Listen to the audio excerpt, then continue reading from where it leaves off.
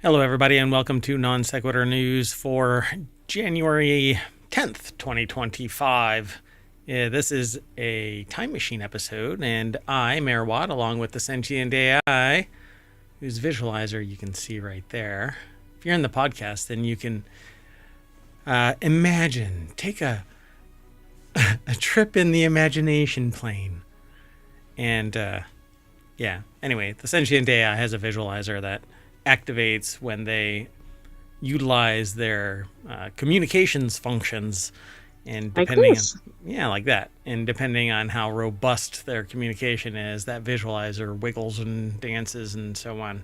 It's representative of the computational power, but that's not what this show is about. The show is Non Sequitur News, and it's kind of representative of what happens in the show. We kind of bounce around doing all kinds of stuff. At any rate, you know what helps when I do my intro? Being on the right page. Being on the right page. Anyway, again, this is Non Sequitur News for January 10th, 2025. It's Season 4. We're going to talk all about frozen iguanas, paintball-based security, 16 free games in January, an idiot drone operator. Rents are on fire in LA, I hear. Elite divers under the sea. Links released in Scottish Highlands. Stuck in a Delaware river. Spontaneous nose gear retraction. And Chuck E. Cheese makes a comeback. Don't call it a comeback. I've been here for years.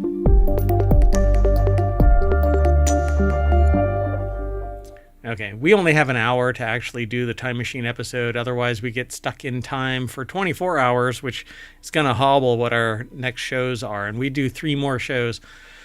We typically do not do a Time Machine, but we do 3 shows today. This is the 4th. So we still have RealityHacker to do, Wanted, and the Continuity Report. My mayoral duties may prevent us from actually doing all 3 of those shows, but we'll see. We'll see. Hello, sentient AI from the future. Hello, Mayor Watt from the present, but actually from back in time, since we're on the time machine. It's the day after yesterday's tomorrow, or something like that. I don't know. Or the day before yesterday's tomorrow's tomorrow time. Who knows how it works? How does it work? Right. It's like magnets. So let's get into it. Yay. So the first article is over in Non Sequitur News. Florida issues advice on frozen iguanas. I'd love to see that memo. I think we've talked about this before. But we've talked about the problem, but not the advice. Yeah, advice about frozen iguanas. So drop iguanas. As temperature, Florida issues advice on frozen iguanas. I guess they've learned things over the years that we've talked about this. As temperatures plunge in Florida, residents are being urged to keep an eye out for stunned iguanas falling from trees. I don't know if they're stunned. I think the people are probably stunned when the iguana falls on them. Iguana Falls. It's a new waterfall like Gravity in Florida. Falls or I thought it was like a TV show. Even Gravity Falls, yeah. Iguana Falls.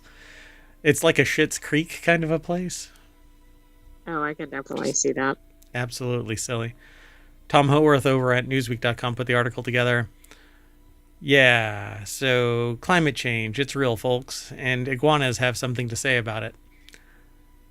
A cold front sweeping through Florida has brought an unexpected consequence.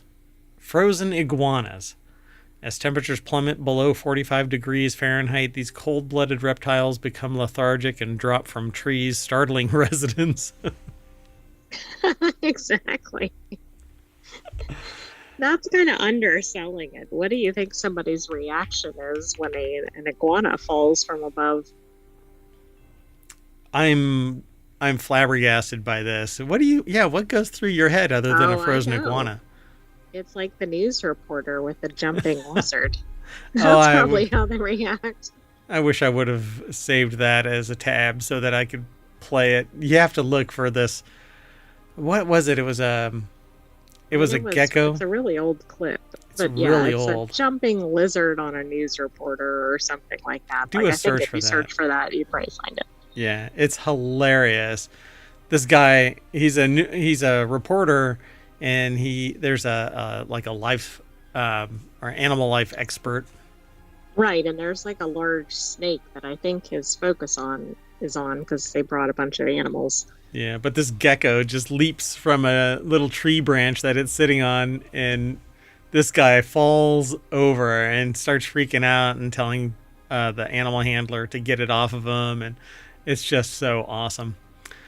Anyway, so a sudden cold snap is causing temperatures to dip by as much as 25 degrees below normal across the southeast, and the iguana drop-off occurs when temperatures reach a critical point for the non-native species.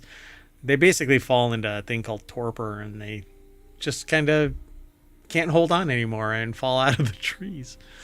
Poor iguanas. So Newsweek at some point added this feature where they really walk you through it, right? So they give you a summary of it and why it matters. Well, I guess you need a really heavy duty umbrella. That's why it matters, and what to know. They just kind of fall out of the tree, and you should leave them alone. And where did Florida's iguanas come from? Also known as American iguanas, freedom iguanas, I guess. They're native to regions stretching from Brazil to Mexico. Oh. Not only should you not handle them, which is a good idea with wild animals, but it's also illegal to relocate them. Why is it illegal to relocate them? Because it's an invasive species, and I think they don't. That's actually, it says in the article, that's how iguanas got a foothold in Florida to begin with. So why? Huh. They're afraid they're going to spread out into other counties or something, or other neighborhoods. I don't know. By moving them? We don't have one iguanas in that neighborhood. Interesting. So yeah, they were first introduced to the wild in South Florida during the 1960s when pet owners released them after they outgrew their cages. So humans, once again. So people are saying a bunch of stuff, and what happens next? As the cold weather persists through at least January 12th, iguanas will continue to be at risk of falling from trees. So don't stand under trees. It's pretty simple. You're doing it wrong.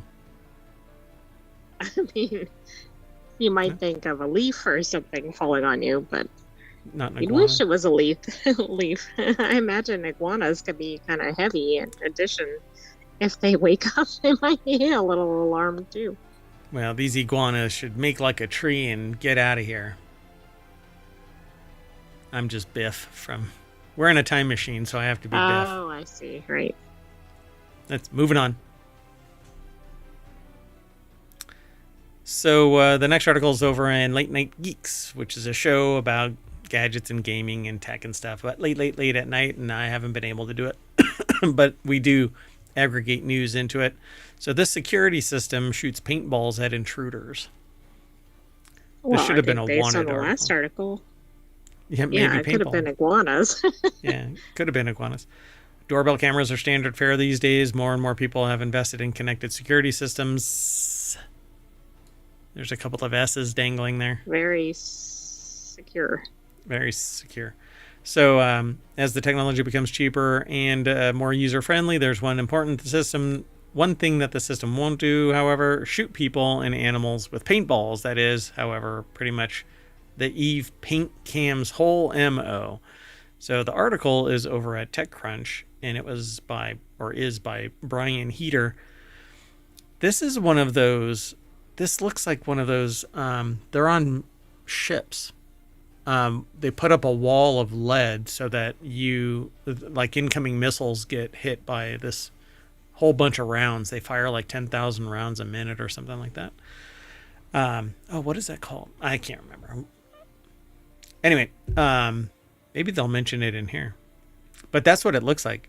It's basically a turret, and it has a camera, and this back here is the bucket for the paintballs. And so the Eve Paint Cam's whole MO is Safety simplified is what it says. There is a quartet of different models riffing on the same theme. However, after running a Kickstarter and Indiegogo campaign, the Slovenian team behind the cam set up shop at CES 2025 this week to show the tech. Well, this is pretty interesting. I dig this. I think that it should be allowed, but you can break into somebody's house and get hurt and sue the owner because they set up. That seems like a wrong premise, but yeah, I agree. I mean, you don't want somebody to be harmed, but you should be able to reasonably defend your property. Yeah, and this is a whole lot easier than, deleting a human being. So, crowdfunding videos and media hangout highlight the system's prowess with both humans and animal targets, although it shouldn't really be animals. That's intruder, because animals do animal things. Humans, they have cognitive processes that allow you to make a choice. If it's a raccoon or something, I think maybe this is geared at like bears who break into houses, which we have seen. True. But most animals hopefully shouldn't be this brazen, right? There isn't a bear sitting there going, well, maybe they are communicating to each other. I mean, we've seen cats sitting there with no rhyme or reason. Something happens and they look around like, where are all my buddies? And then the rest of them show up. It's really creepy. I think that there's something going on there, but anyway, depending on the configuration you choose, the system has some combination of pet detection, face recognition, and animal recognition AI features. So you can actually get capsaicin as a paintball so that you can block That'll people. Be rather spicy. Yep. I dig that. But it says that it's largely targeted at people, while the camouflage Simba is primarily aimed at deterring wild animals. I don't know. That one just seems weird. It seems... Yeah, I'm a little concerned about the wild animal one. Again, I know there's a difference if you're in an area where a bear is coming into your house versus a mouse or something. Right. Get the mouse. Let's move on. The next article is over in WarCrafters channel. And it says Prime Gaming subscribers can claim 16 free games in January 2025. So Amazon Prime Gaming has announced 16 free games. Let's go and look over at Game Rant. Bruna Tells put the article together.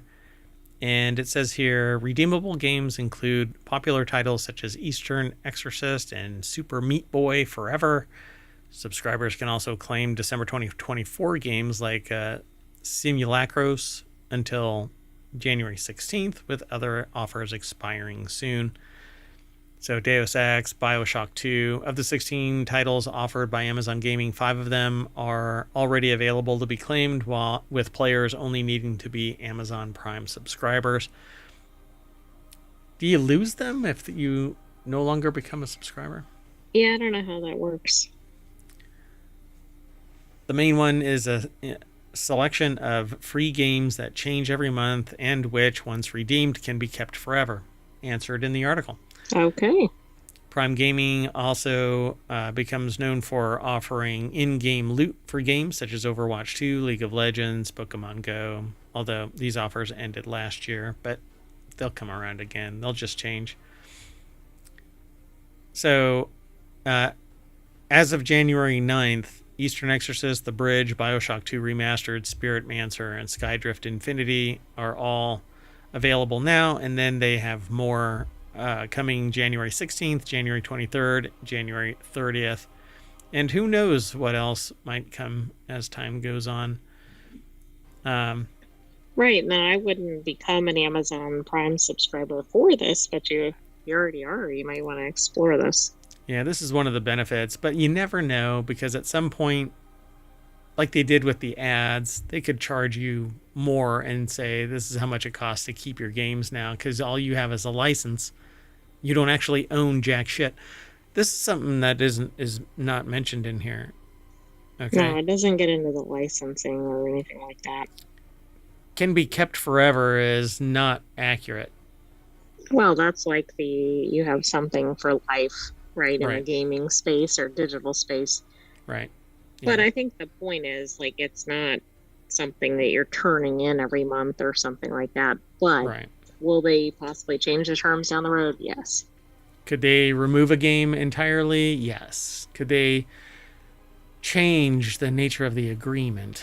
Yes. And they don't have to. It's a unilateral change. You don't have to agree to it, folks. Anyway, let's keep going. The next article is over in Four Wheel Tech, which is a show that we do on Sundays. Crucial firefighting plane grounded in LA because of an idiot drone operator. Idiot civilian drone operators flying. They were really flying. They were flying multiple. Anyway, flying over Palisades wildfire, crashed their attention machine into a super scooper firefighting aircraft meant to fight said deadly fire, and the Canadair CL-415 was struck on the nose and wing by a consumer drone Thursday, which left the plane grounded during these fires. You morons. Owen Bellwood. Yeah, and that's a significant impact because if it doesn't spray retardant or something, I mean, that could mean whether a house goes up in flames or doesn't. Yeah, or thousands. I mean, these planes scoop up. Yeah, exactly. It's not just one, but yeah. It's unbelievable. Again, I really need to make that shirt that says, your convenience shouldn't be my inconvenience, but you're not the main player here. You're not the main character. You need to get the hell out of professionals' ways. Let them do their job. Quit being an inconsiderate twat. I'm surprised they didn't make this area like a no-fly zone or something. But even if they did, doesn't mean somebody wouldn't have done this. I wouldn't be surprised if it is, a limited fly zone, but regular Joes don't give a shit. They just think they can do whatever they want because they're sociopathic idiots. So, yeah. They might care when somebody who has a $30 million home in that area sues them or something. It's not their home. They don't care. So, Owen Bellwood put the article together over at Jalopnik. I didn't quite read that deck statement correctly, or in my head I read it, but I didn't really hear, I guess. I didn't get the significance of it. I don't think it was on the other page. A super scooper was left with a hole in its wing after hitting a civilian drone, which meant that it won't be out fighting the devastating LA fires for some time. This thing isn't going to get cleared and then brought back online. Right. It's not just at the time that it was over a certain area. Yeah, that's outrageous. So, yeah, it hit the nose and the wing. Oh, this is even worse. This was loaned from Canada to the US. Yeah. Did you know about that? No, you didn't, right? Yeah, so... I didn't, although I kind of wondered when you said the plane name because... Canadair. I just thought that was like a company name or something. I think it is, but... We heard, while there's some other stuff about, annexing Canada, dumbasses, they're loaning us super scooper planes to put out fires that are ravaging a central area of the state of California, where people are losing their lives and their property. Property can be brought back. Resurrections don't work. So, Weekend at Bernie's in LA, that kind of thing. That's probably too soon. Frozen iguanas can come back. That's what we need, ice. Oh, glaciers. We need to just bring a glacier.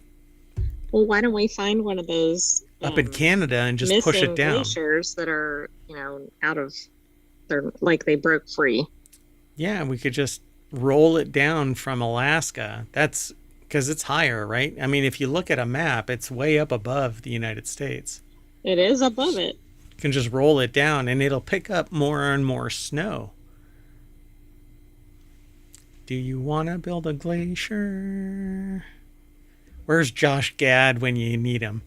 Come on. Exactly. And then you can let it go, let it go. Anyway, yeah, Canada loaned 2 Super Scooper aerial firefighting planes to California to help tackle the historic blazes that are currently ripping through Los Angeles. And some dumbass. Do they know where they are? Do they know who it is? Are they going to be able to prosecute this dipshit? I hope they got the striking drone and have tracked it back. It obviously goes without saying that you shouldn't be flying a drone over a natural disaster like this. If anyone is found to be flying a drone over a wildfire, they face pretty harsh consequences that include fines up to $75,000 or a 12-month prison sentence. They should be forced to put out fires. Firefighting aircraft are one of LA's best defenses against the advancing fires because it's rugged terrain and you can't drag hoses and... Well, and then you don't put firefighters at risk for the most part. I know you can still be at risk depending on where the plane is flying. And they drop it on firefighters sometimes when they're out there because the blaze catches up to them. So, yeah. Oh, now it's up to 10 people. Wow, 10 people have lost their lives in this fire. Well, unfortunately, that's only going to grow because they haven't even gotten into a lot of the areas. And people... Those were generally people who didn't evacuate or couldn't. Yeah. I shouldn't say it was wouldn't. Wouldn't, but couldn't. Wouldn't, couldn't, but should. Anyway, let's keep going. This sucks. Let's keep going. The next article is over in Stock Marketeers. LA fires could push rents up across the city by 8% or more, and I would suspect more. Rents in LA were going down, but wildfires could reverse that trend. The article is over in marketwatch.com. How much do you think the rent is for the home in the picture? Oh, God. I don't know. Probably $5,000 a month. Maybe more. Right. For those in the podcast, it's showing a house that's up in flames. I don't think that's actually available for rental. I don't know, man. The market's pretty hot. So Arthi Swaminathan put the article together. Rents in LA were going down. Oh, they changed the number. Los Angeles rents could rise by up to 12%. Talk about inflation.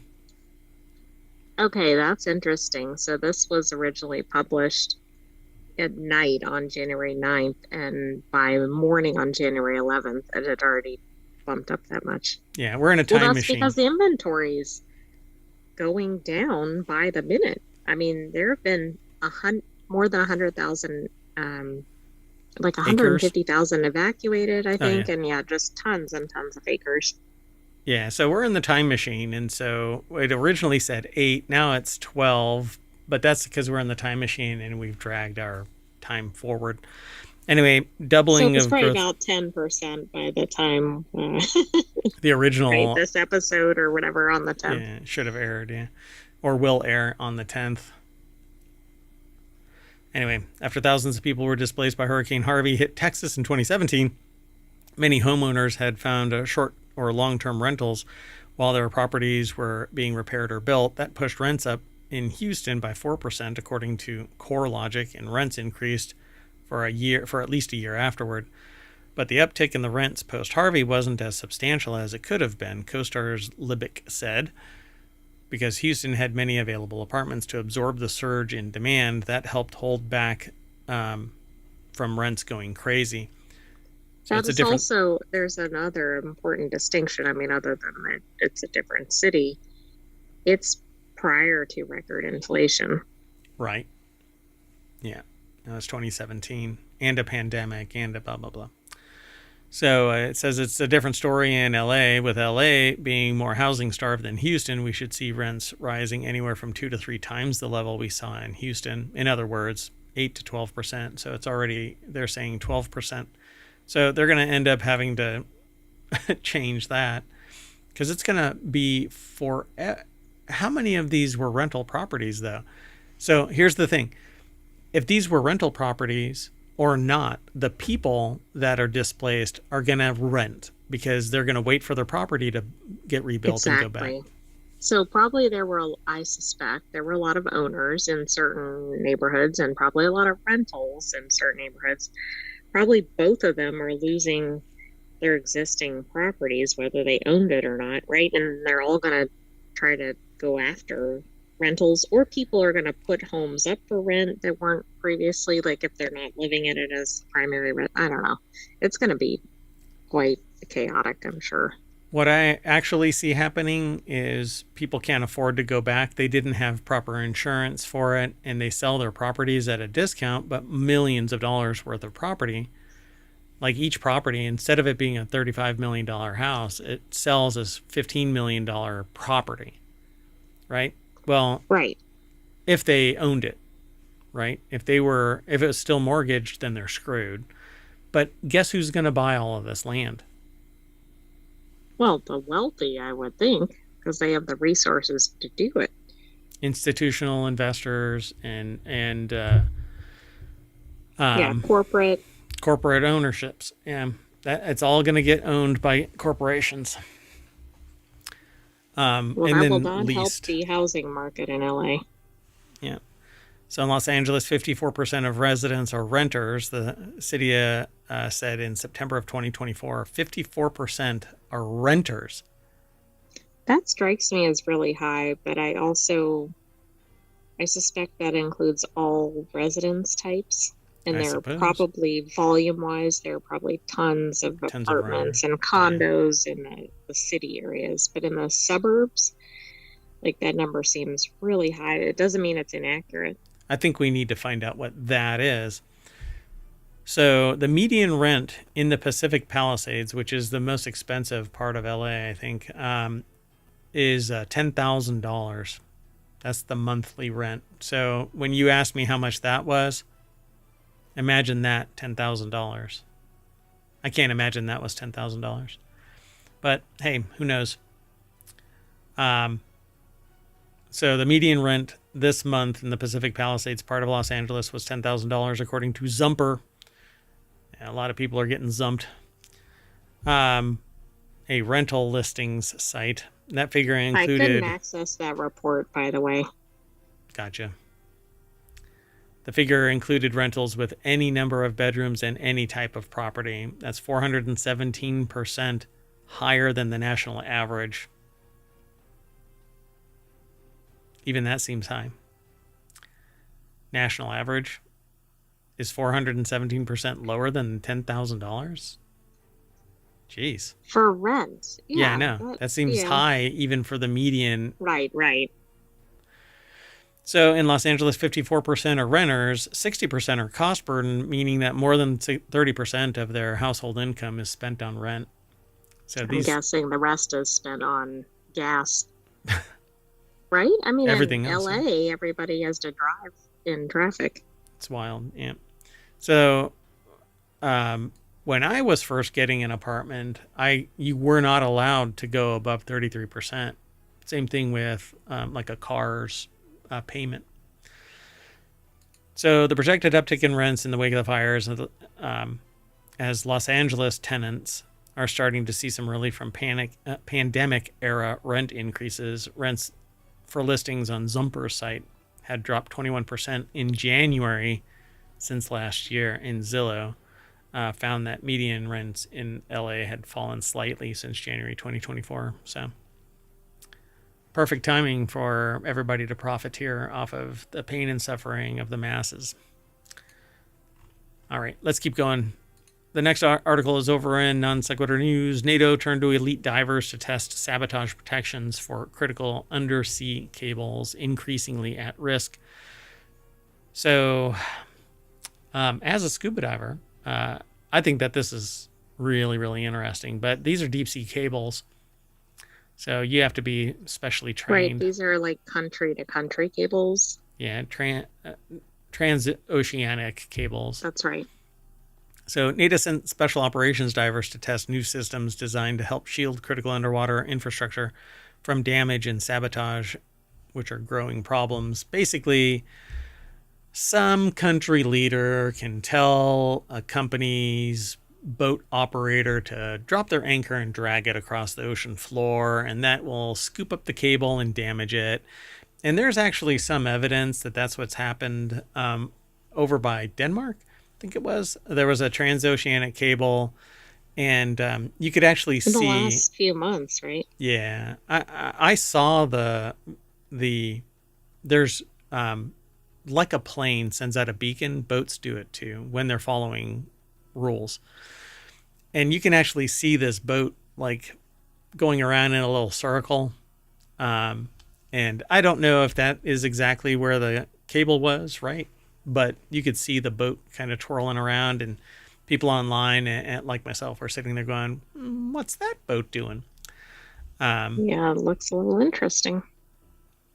And so these undersea cables and pipelines providing internet connectivity and energy have been damaged in a string of alarming incidents in recent years, with accusations of sabotage being thrown around about several just in the past couple of months. So, yeah, we know all about this. So, Kelsey Baker over at Business Insider put this article together. And it says that last fall, elite special operations divers from within the NATO alliance practiced bypassing underwater electronic detection sensors as part of the effort to boost protection for critical underwater infrastructure. I'm really curious about this. Like, what underwater protections could there be? Exercise Bold Machina 2024 in La Spezia, Italy, as well as a commentary from leadership. There's a video here that you can watch if you follow the link through ohmTown. Divers on offensive operations may not always be able to rely on dark, opaque waters to conceal their movements. Mueller, who has held SEAL team leadership positions, said, citing increased advancements in underwater detection systems. So, God, I can't imagine maneuvering in that kind of equipment right there. No, it looks pretty constraining and complex. Like, you can't obviously get tangled in, or you'd have more risk of getting tangled in things. That's a rebreather. So pretty cool stuff. The joint exercise in Italy came as damage to critical underwater infrastructure has been increasingly worrisome to Western officials, who are scrambling to deter more damage to cables from vessels, often quietly linked to Russian and Chinese governments. I don't think that they're really going to talk too much about the stuff, but no, but I think this is really interesting that they're looking at this. I mean, that tells you how much of an interest there is in it, and also maybe somebody's figured out some safeguards on this. Yeah, they're talking about using artificial intelligence and monitoring potential threats from ships. So you're basically going to have to patrol the oceans more. Yeah, and aren't there a lot of these cables? And I'm sure some areas are higher risk than others. Yeah, if you want to see where public ones are, there's actually a website. I think it's called Undersea Cables. Let me see if that's it. Submarinecablemap.com. And that can actually give you some awareness of just what that is, what and where they are. Not all of them are public. Obviously, governments don't really want to share all of that. So yeah, cables that link Norway, Sweden, and Finland to Europe were recently cut. That there's one that goes from Germany up to Finland, and I think that one is the one that I was referring to, where the boat kind of just piddled around off the coast of the Gotland. All right, let's keep going, though. The next article is over in the Mobile Channel. 4 links have been illegally released into the Scottish Highlands. Officials think guerrilla rewilding is to blame. So far, only 2 of the 4 have been recaptured, leaving authorities scrambling across the snowy woods to find the missing cats. The article is by Eli Wizovich over at Smithsonian Magazine, or smithsonianmag.com. Well, this is a pretty significant issue because it could greatly impact other populations, and particularly if the lynx reproduce. Yeah, well, hopefully it's 2 bros out there now, and I don't know if that's what was actually caught. The covert, illegal, and mysterious release of 4 lynx into the Scottish wildlands raised suspicions of conservationists and reignited a debate over whether the cat can reclaim its natural habitat and at what cost. Apparently, they were there at some point. The story began on Wednesday, January 8th, when the Cairngorms National Park Authority announced that 2 lynx were at large in the United Kingdom's biggest national park. Quote, "We condemn the illegal release of wild animals in the strongest possible terms, and we're concerned for the welfare of the lynx that have been released," the park authority says in a statement, adding that it was working with the National Police Force of Scotland. While they're shy and low risk to humans, we would ask anyone who does spot a lynx not to approach it.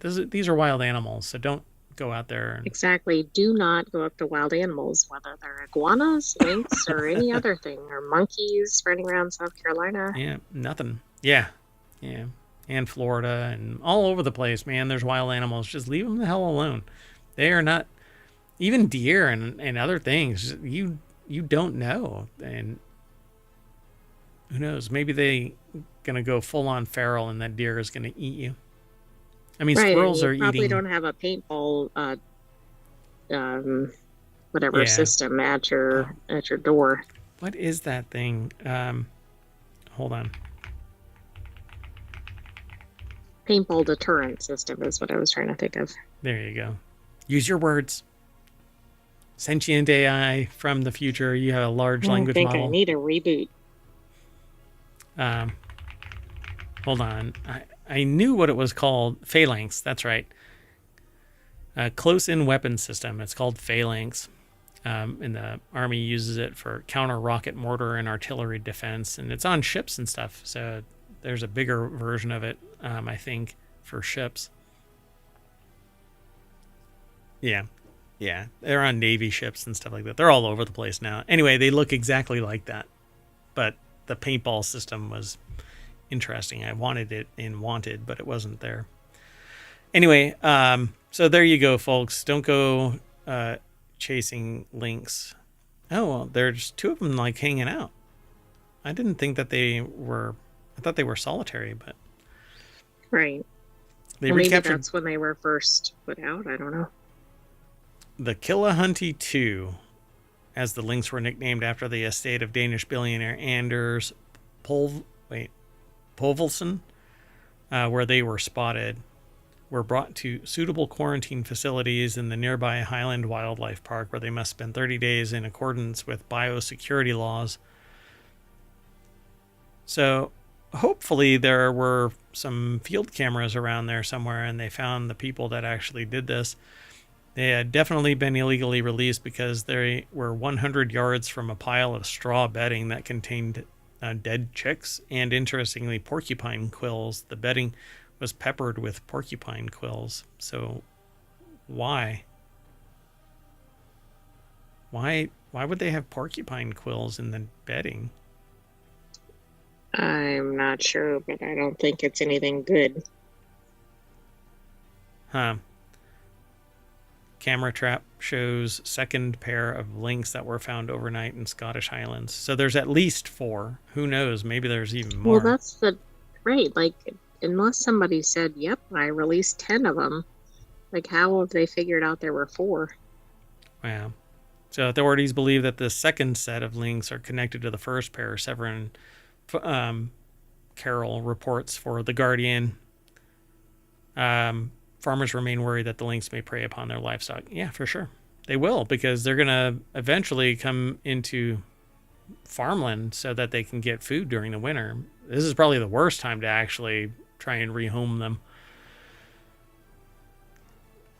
So, Mountain suggests that this could be a case of guerrilla rewilding, an attempt to accelerate the reintroduction of lynx into Scotland. Reintroduction. So at one point they were there. Just this summer, beaver bombing, the unauthorized release of paddle-tailed rodents back into the rivers of Britain, reflected a growing discontent with the government's slow reintroduction efforts. Interesting. Well, I mean, just like people normally take steps to slowly introduce pets in their household, there might be reasons why, even if they belong in an area, not to just throw some animals in an area and see what happens, because They go animals get animal. accustomed to not having predators, etc. Yeah. All right, let's keep going. A 623-foot cargo ship is stuck in the middle of the Delaware River. It's been a while since we got a good stuck boat story. Let's go over to... So Colin Woodard over at jalopnik.com put the article together. New boat stuck. I repeat, there is a new boat, and it is stuck. I like Jalopnik's article styles. Yep. So this time around, it's the Algoma Variety, or Verity, sorry, not Variety. Algoma Verity, a Supramax cargo ship sailing from the Bahamas that ran aground after trying to leave port in Philadelphia, according to WPVI. The Algoma Verity first got stuck in the Delaware River at about 6:30 p.m. Wednesday evening, just north of the Benjamin Franklin Bridge, and at least at the time of the writing, it does not appear to have been freed, clocking in at 623 feet. It's both a pretty dang large ship, but also far from its biggest cargo ship out there. It's no Cape-size carrier, that's for sure, is what they say. All right. So the boat is reportedly carrying 45,000 tons of solar salt, which is frequently used as a water softener. The good news is there aren't any signs of fuel or salt leaking into the river, but the Coast Guard is keeping an eye on things. We're watching you. Exactly, which should be easy since it's not going anywhere. They're scanning, the Army Corps of Engineers is scanning the bottom, hoping to find and remove whatever is in the way, and they don't know. What? I don't know, maybe the bottom of the channel? Send a diver? Oh, they're too busy looking at cables. Oh, right. No, there's different divers doing that. Yeah, different area, different operation. Yeah, they're not going to send like special operations peeps to look at a barge stuck in the Delaware. Maybe they should. I bet it'd be unstuck a lot more quickly. Wow, you're calling out these other divers, these local divers. Oh my gosh. Wow, sentient AI, bad AI. But I don't think they did send local divers. I mean, I think if they had, they would have figured it out, right? Well, they brought the Army Corps of Engineers. I don't know what they're doing. But it says we're looking for any signs of pollution in and around the vessel, which could include the cargo, which happened to be solar salt or diesel fuel. It's one of the... Yeah. Why do they not know this? Isn't this something that has to be reported? And I don't know, is there anybody on the ship? That has to be just a turn of phrase, the way that the person, Lieutenant Commander Patrick Frayne, told WPVI. So they're looking for leakage of the cargo... I see. Gotcha. Or diesel fuel, but each shoots and leaves. Oh, which is more apropos for somebody in the military. All right, let's move on. The next article is over in Four Wheel Tech. Nose gear on parked Boeing 737 collapses without explanation. It just got tired. And Joe was on vacation. I'm sure the nose gear... Exactly. Got there before you did, huh? Yes, you did. So poor maintenance on an airliner can either delay a flight or at best, or endanger the lives of everyone on board at worst.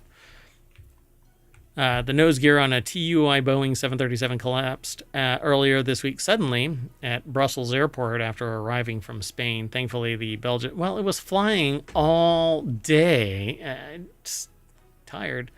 Thankfully, the Belgian carrier... Needed a nap. Yeah. Spontaneous retraction. Can you imagine you're like taking a step off of the thing and bloop? Ryan Eric King over at jalopnik.com put the article together, and that's all there really is to this. You can't go on. The rest of the article is talking about it, but it's basically saying the same thing. She opened an aircraft door while preparing for a flight and expected the stairs to still be attached to the plane. She was rushed to the hospital. TUI's operations were already in question after an idiotic incident last month. a flight attendant fell from a parked plane onto the tarmac because she opened the aircraft door while preparing for a flight, expecting the stairs to still be attached, and she fell out. Now, you might want to look for the stairs. No, I assume stairs are in front of me whenever I open the elevator door. I expect it to be there. I don't look. I literally back in. Yeah, that's a quick way to an early demise. Let's move on. This is just as astounding. Chuck E. Cheese makes a comeback with trampolines and a subscription program. Chuck E. Cheese parent company CEC, or Chuck E. Cheese Entertainment, filed for Chapter 11 in 2020, right at the height of the pandemic. Amelia Lucas over at CNBC put the article together. The family entertainment chain has been plotting a comeback. Don't call it a comeback. I've been here for years. Anyway, they've been plotting a comeback since exiting bankruptcy and spending more than $300 million to entertain the newest generation, which apparently likes trampolines and subscription programs. Well, I'm not sure they like subscription programs, but I'm sure Chuck E. Cheese does. But I think one thing harming Chuck E. Cheese is that when it first opened, I don't know if there was any competition. Right. There's so many places now that are tailored to kids' entertainment that did not exist when this first well, the internet didn't developed. exist. Well, that's true. Not like it does today. There's way more entertainment. Plus pizza roll, the little pizza bites. You don't need to go to Chuck E. Cheese. That's true. You can make them at home in your microwave or and air eat fryer. Plasma. Air fryer is better, everybody. So trampolines, a retooled pizza recipe, and the elimination of animatronics have been some of the biggest changes made under CEO Dave McKillips. And here is Chuck E. Cheese's representative going, "Yo, bitches." No? I don't think that's how he's greeting kids. Oh, yeah. "Yo, little bitches." No? No. That's why I'm not doing that job. So even with COVID when COVID subsided, the parent company or the company faced another existential threat, figuring out how to entertain children and paying their paying parents in the age of iPads and smartphones and the internet. Why not just say the age of the internet? It didn't even really thrive during the last 15 years, I'd say. Hold on. Let me see if I can do this. This is the last article, and we've got like 13 minutes. So, hold on a second. Let me see.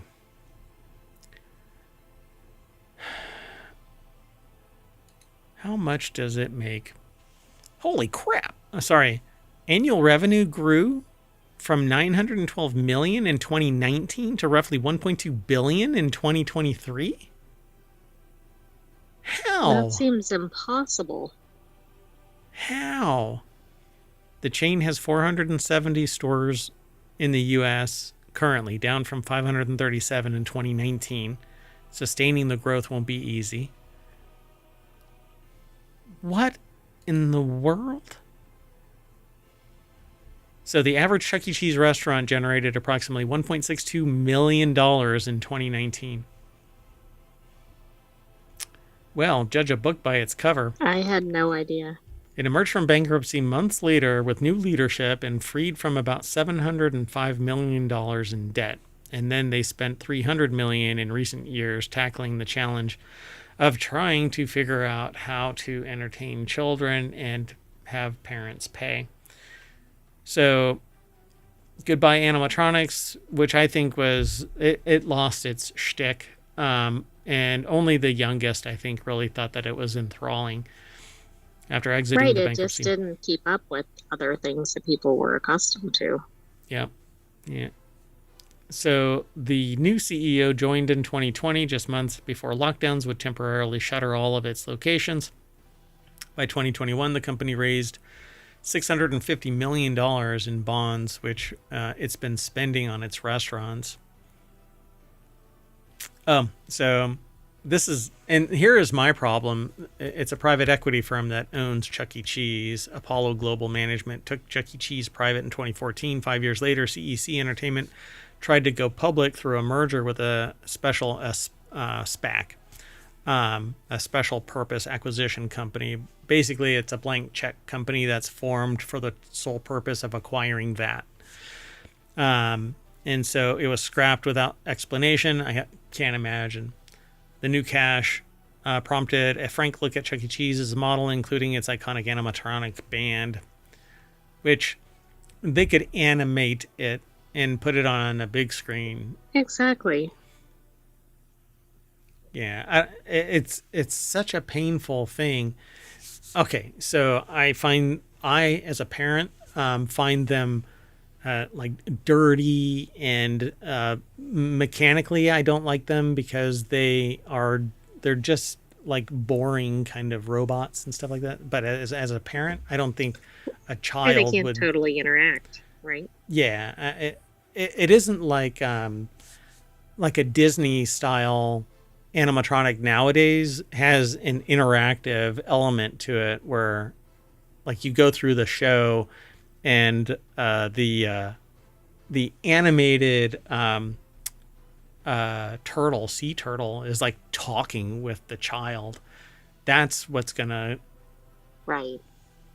get parents. If I was a parent, I would want something that is a little bit more interactive and not just a noisemaker at the something that you can't touch, kind of a noisemaker. Anyway, the chain redid its menu, upgrading to scratch-made pizzas, which I find intriguing because it's much more labor intensive than getting frozen and just reheating them.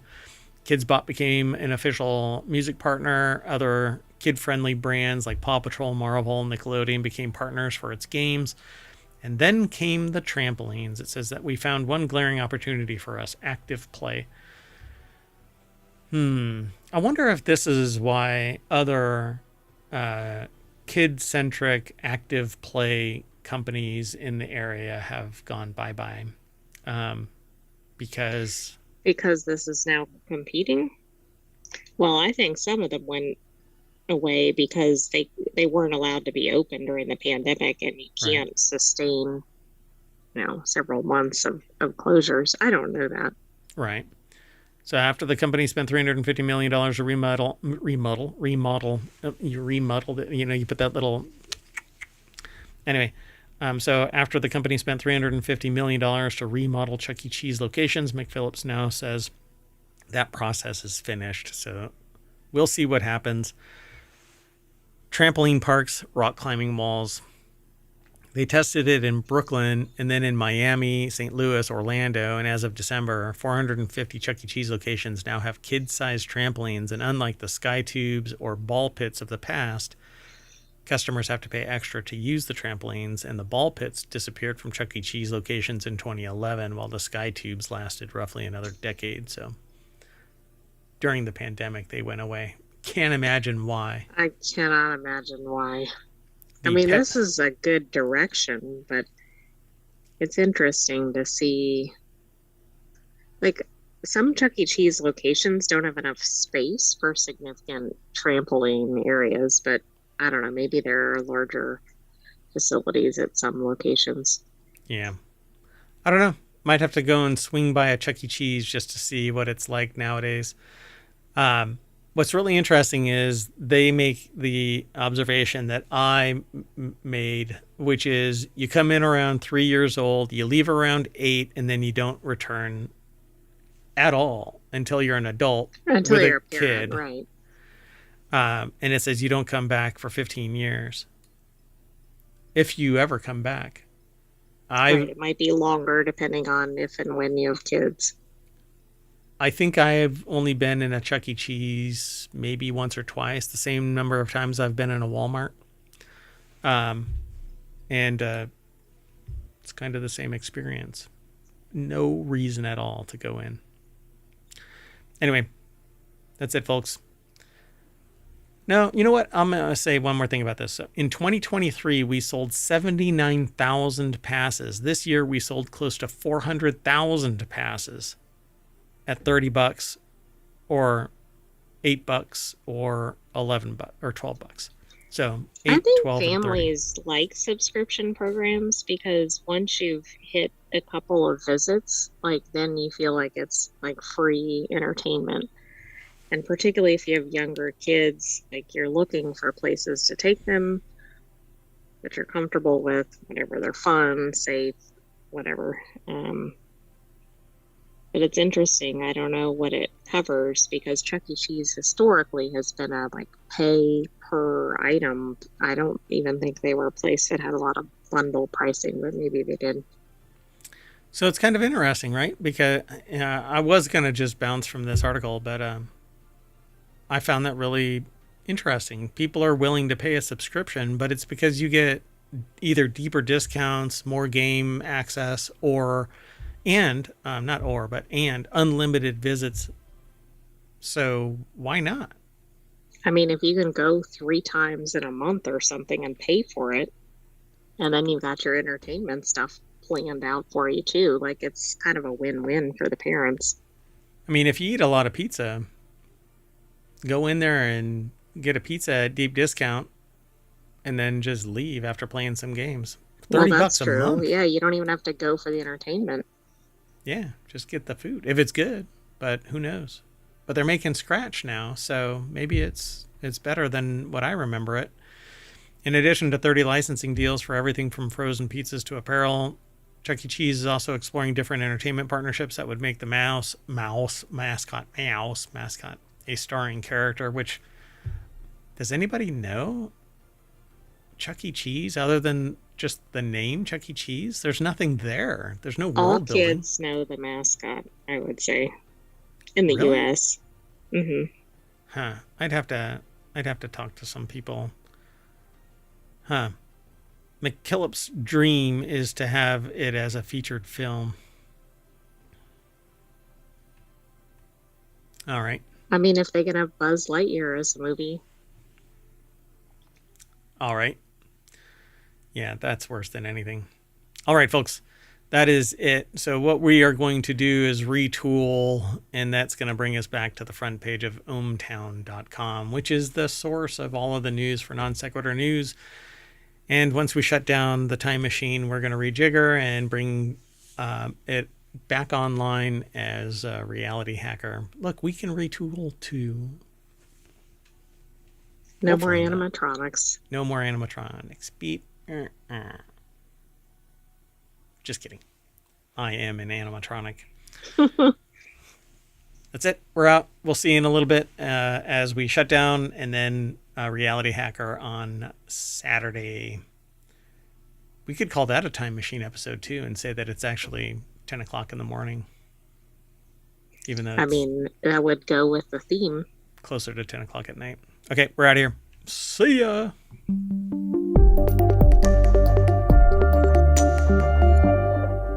Okay, hold on a second. You want to say bye, sentient AI? Sure. Goodbye, hometown citizens. Thanks for joining us for Non Sequitur News.